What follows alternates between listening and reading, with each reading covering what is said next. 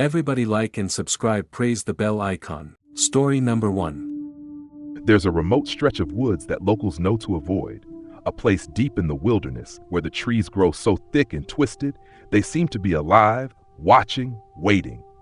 It's called the Whispering Forest, a name that's been passed down for generations, though no one really knows why. But the ones who've dared to step foot inside often come back changed. The story starts with a group of seasoned hunters, 5 men who were eager to prove their mettle in the wild.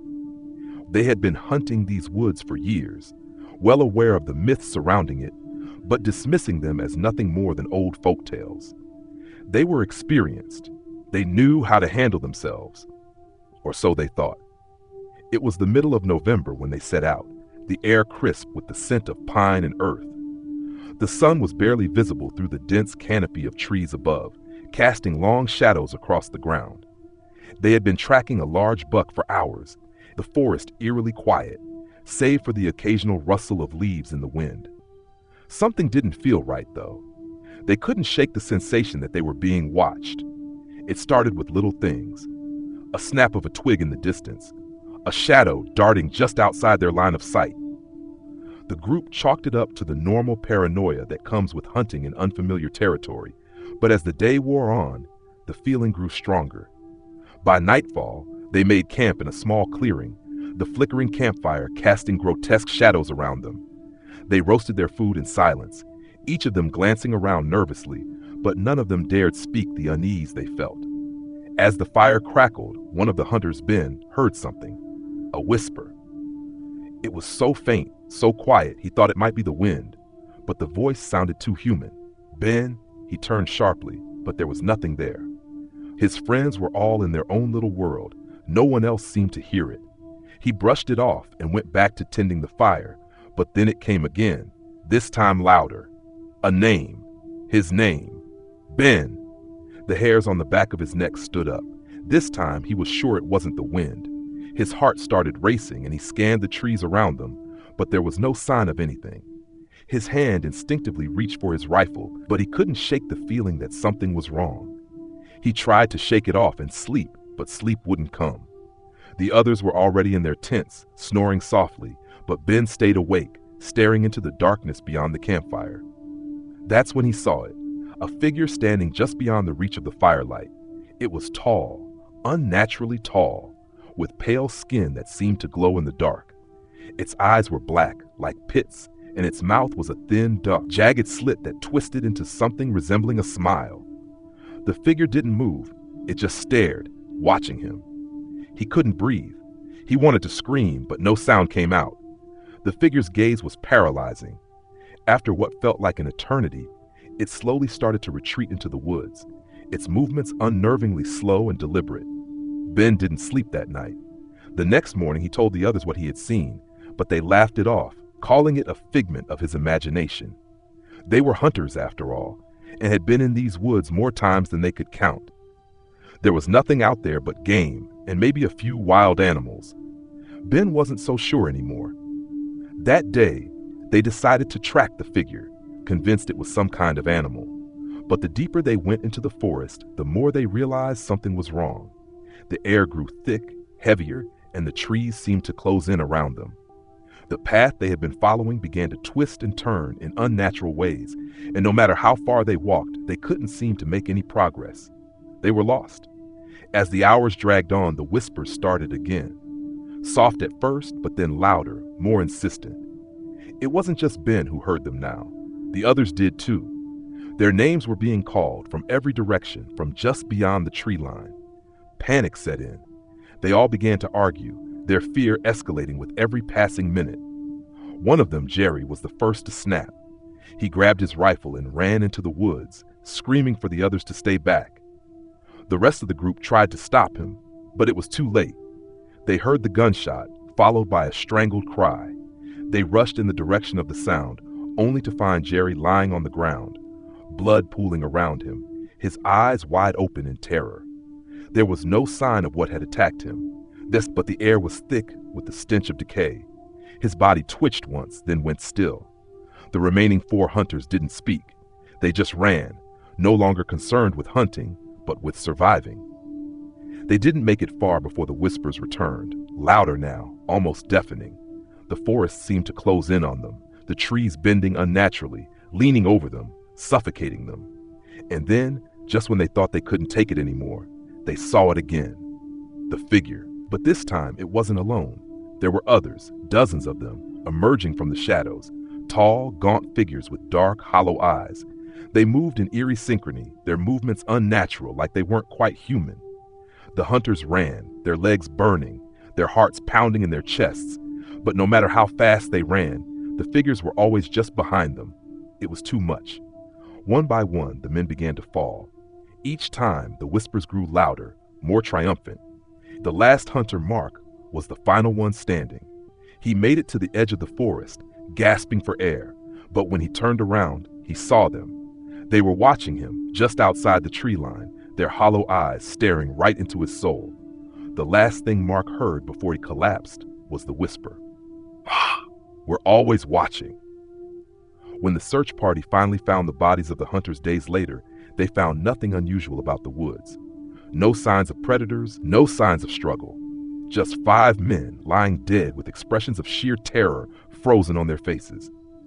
The Whispering Forest had claimed more victims, and it would claim many more. Story number 2. There's an old, abandoned cabin deep in the forest, far away from any road or village, and it's said to be cursed. It's a place no one dares visit, but that didn't stop 4 college friends from trying to prove their bravery. It was late October when they made their way to the cabin, the leaves crunching beneath their boots as they hiked through the dense woods. They had heard rumors of strange happenings in the area. People disappearing, hearing voices in the night, lights flickering in the cabin's windows, despite no one being inside. But they weren't afraid. They were here for the thrill, to see if the stories were true. The cabin itself looked like something out of a nightmare, rotting wood, broken windows, and a sagging roof. But it was still standing, a grim testament to its forgotten past. They didn't waste time with caution. They pushed open the creaky door, the wood groaning under their weight, and stepped inside. The air inside was thick with dust and the smell of mold. A stale, suffocating silence filled the room. The only sound was the echo of their footsteps as they explored the main room. It wasn't long before they found an old fireplace and a rusted iron lantern, which they lit to get some warmth.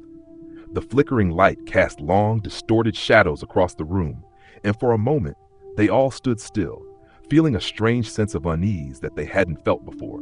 But they laughed it off. They were here to have fun, not to let some creepy old cabin get to them. That night, they set up sleeping bags in the cabin's small, cramped rooms, joking and talking late into the night. But as the hours dragged on, the mood shifted. One of them, Sarah, began to feel watched.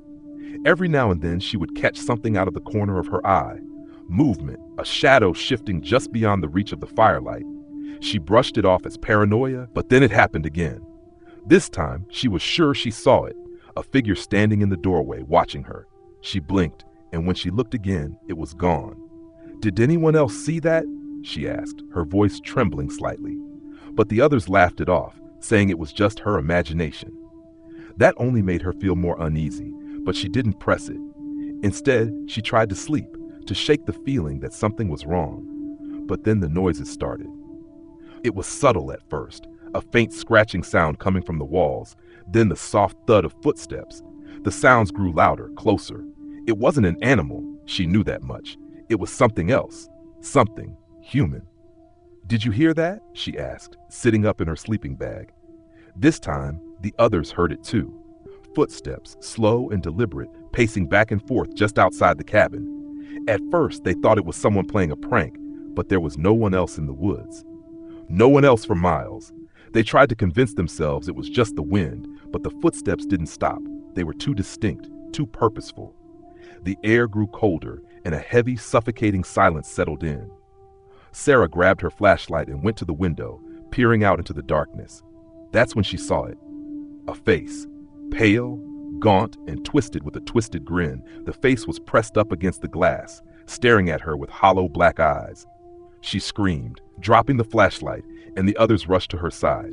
But when they looked, there was nothing there. No one. just the dark, empty woods. They gathered their things quickly, no longer laughing or joking. It didn't matter that the night was cold or that they had no idea how far they were from the nearest road. They needed to leave, and they needed to leave now.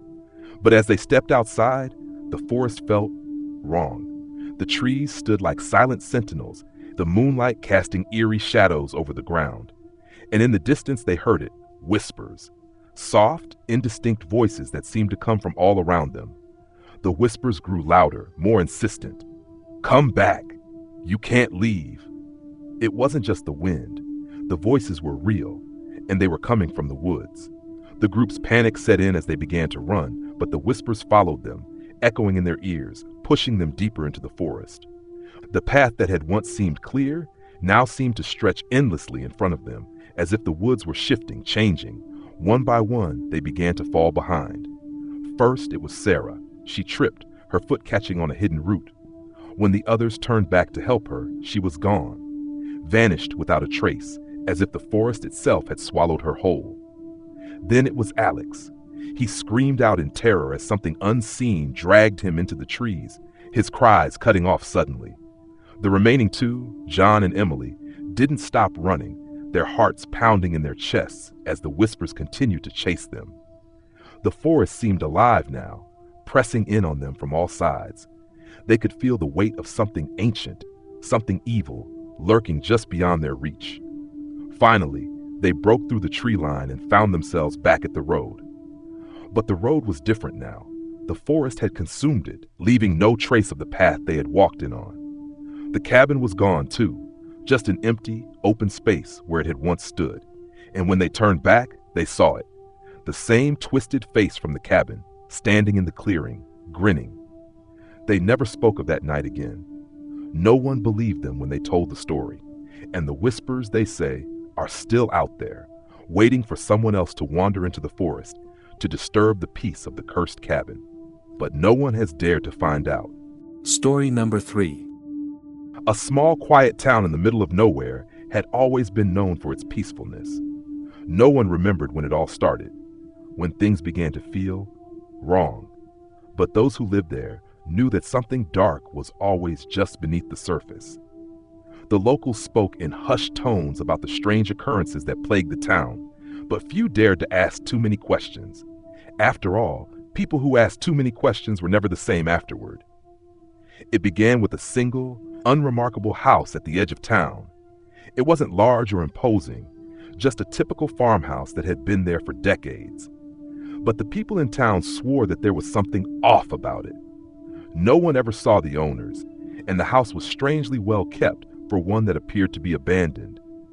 The windows were always dark, and no light ever flickered in the evening, despite the fact that the house was never empty. One summer, a group of teenagers, bored and looking for something to do, decided to check it out. They had heard the rumors about the house, the whispers of strange happenings and eerie sounds late at night, but they were skeptical, thinking it was just a story to scare them. So, one evening as the sun began to set, they made their way down the overgrown path leading to the house.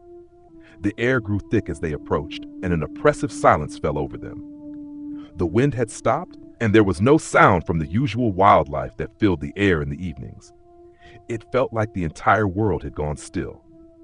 When they reached the front door, one of them, Matt, pushed it open. The hinges creaked loudly, echoing into the silence. Inside, it was dark and musty, the smell of old wood and decay hanging heavily in the air. The floorboards groaned beneath their weight as they cautiously stepped inside. The house seemed normal at first. Dusty furniture sat untouched, and the remnants of old photographs lined the walls. But there was an unsettling feeling that grew with every step they took deeper into the house. It wasn't until they reached the back room, however, that things began to get strange. The room was colder than the rest of the house, despite it being the middle of summer. At the far end of the room was a large old mirror, its surface cracked in several places, as though something had struck it violently. The teens stood there, staring at the mirror, when something caught Matt's eye, movement. He swore he saw a figure behind them, reflected in the shattered glass. But when he turned around, there was nothing there. A chill ran down his spine, and he whispered for the others to look. They all turned to the mirror, and for a brief, horrifying moment, they saw it too. An unmistakable figure, standing just behind them, its pale face twisted into a grin. But it wasn't their reflection. One of the girls, Emily, screamed, and the others snapped their heads around in panic.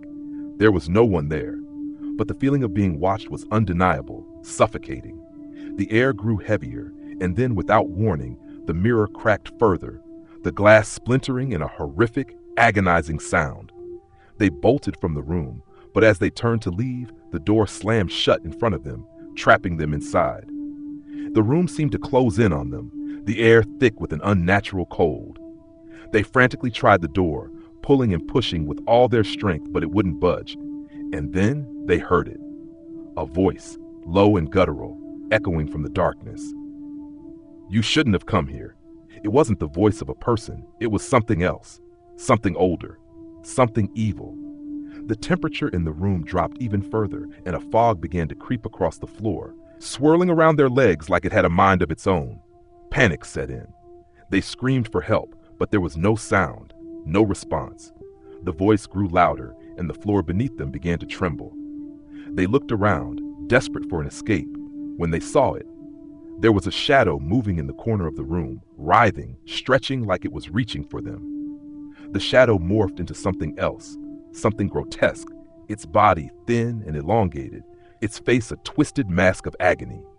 The thing moved toward them, its fingers scraping against the floor, the sound grating against their nerves. One by one, the group began to scream, but no one heard them. And then, just as suddenly as it had all begun, the door flew open, and they spilled out into the yard, gasping for air. They ran, not daring to look back. When they reached the town, the door to the house was wide open, as if nothing had happened at all. None of them ever spoke of that night again. They couldn't. The memory of the thing they had seen, something that wasn't human, something older than time itself, haunted them. But the real horror was that they never saw the creature again. That's what scared them the most. Because they knew that whatever it was, it hadn't just let them leave. It was waiting for them to come back. A few months later, the house burned down under mysterious circumstances.